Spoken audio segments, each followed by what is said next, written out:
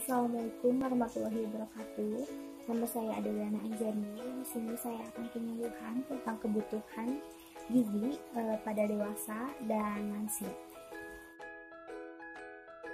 Untuk kebutuhan pada dewasa, yaitu masa dewasa dibagi menjadi dua, yaitu pada umur 20 sampai 40 tahun dan umur 40 sampai 60 tahun.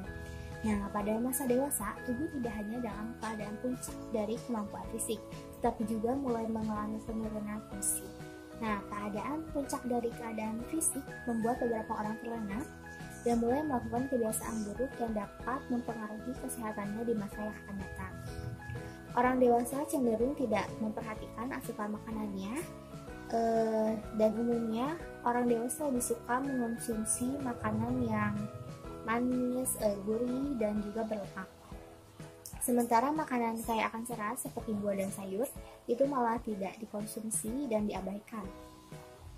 Akibatnya, asupan energi yang masuk ke dalam tubuh itu berlebih, padahal pada usia orang dewasa ini dianjurkan mengonsumsi makanan yang tinggi akan serat dan rendah lemak. Mengapa? Itu dikarenakan pertumbuhan dan perkembangan tidak lagi terjadi, dan hendaknya pemenuhan zat gizi dipusatkan untuk pemeliharaan kesehatan agar terbentuk status gizi yang baik.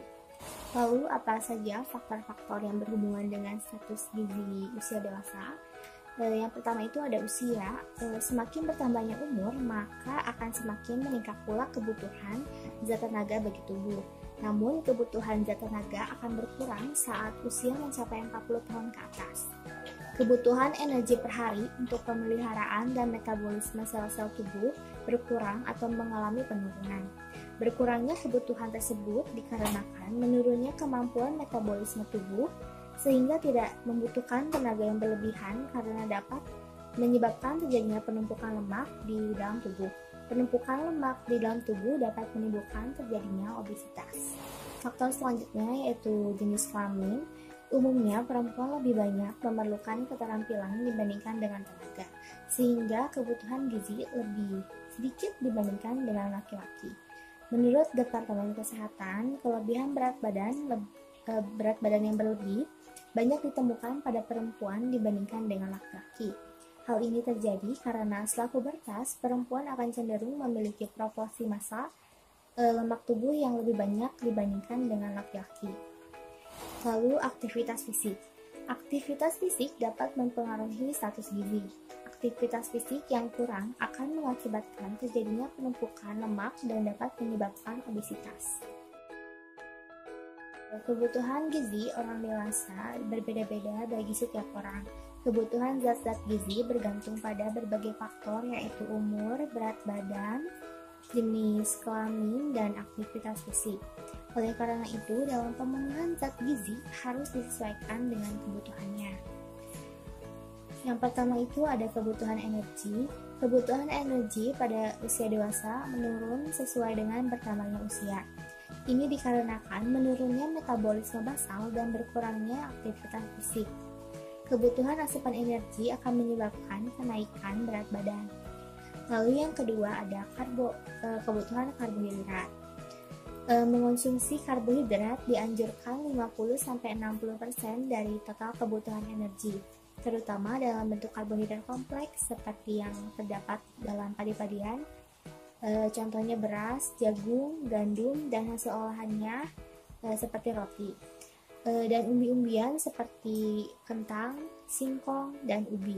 Nah, sedangkan untuk karbohidrat sederhana seperti gula maksimum dikonsumsi 5% dari kebutuhan energi total atau paling banyak 4-5 sendok sehari. Lalu ada kebutuhan protein. Mengonsumsi protein dianjurkan 15-30% atau dari kebutuhan total energi.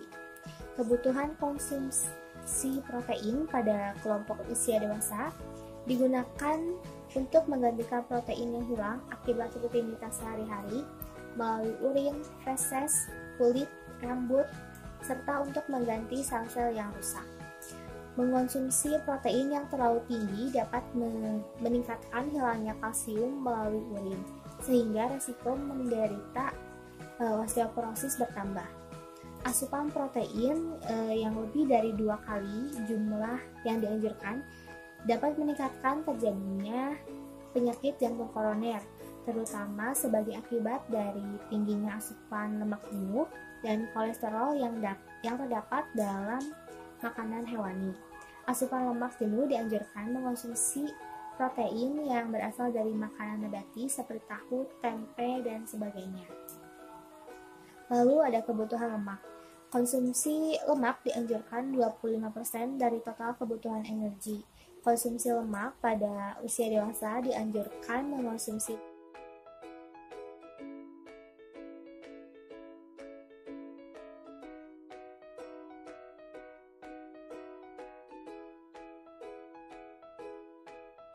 dampak kelebihan gizi bagi orang dewasa adalah kegemukan atau obesitas terjadi karena mengkonsumsi makanan yang melebihi kebutuhan tanpa diimbangi dengan aktivitas fisik yang mencukupi. Bila kelebihan ini terjadi dalam jangka waktu yang lama, lambat laun kelebihan energi tersebut akan diubah menjadi lemak dan ditimbun di dalam sel lemak di bawah kulit. Akibatnya orang tersebut akan menjadi gemuk. Kegemukan mempengaruhi umur rata-rata seseorang dan beresiko untuk terjadinya penyakit degeneratif seperti diabetes mellitus, hipertensi, penyakit jantung koroner, artritis, dan kanker. Lalu dampak kekurangan gizi pada orang dewasa. Dampak kekurangan gizi pada orang dewasa yaitu penurunan produktivitas kerja dan derajat kesehatan yang disebabkan oleh kekurangan sumber energi secara umum dan kekurangan sumber protein.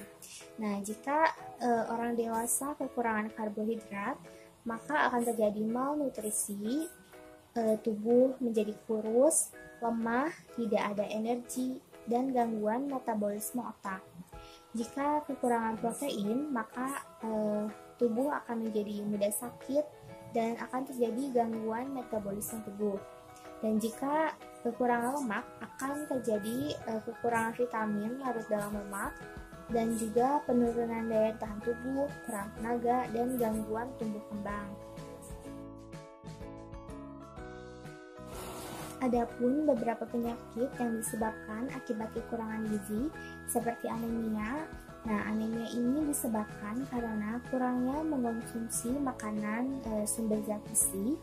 Lalu gondok, yaitu kurangnya mengonsumsi yodium, dan terjadi kebutaan yang disebabkan kurangnya mengonsumsi vitamin A. Lalu kebutuhan gizi untuk usia lanjut. Batasan lansia menurut Durmin, lansia dibagi menjadi umur 65-75 tahun dan umur 75 tahun.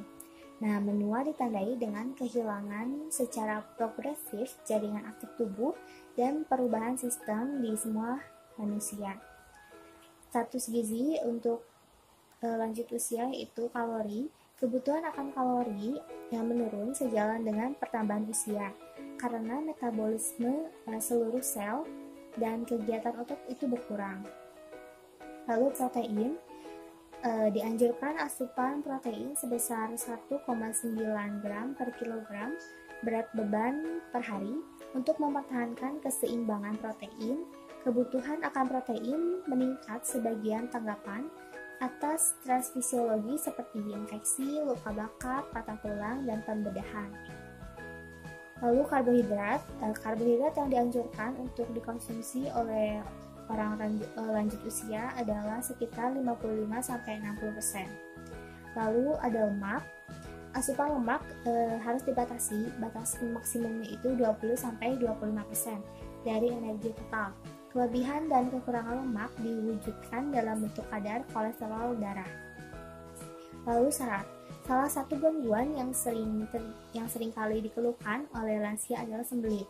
Sembelit ini akan timbul manakala frekuensi pergerakan usus berkurang, yang akhirnya memperpanjang masa transit tinja. Hal ini karena kelemahan tonus otot dinding saluran cerna akibat penuaan serta reproduksi asupan cairan dan serat. Dan yang terakhir itu ada vitamin. Meskipun tampak sehat, kekurangan sebagian vitamin dan mineral tetap berlangsung pada lansia. Dan dianjurkan untuk meningkatkan asupan vitamin B6, B12, vitamin D, dan asam folat. Hanya itu yang bisa saya sampaikan. Mohon maaf apabila banyak kekurangan. Terima kasih. Wassalamualaikum warahmatullahi wabarakatuh.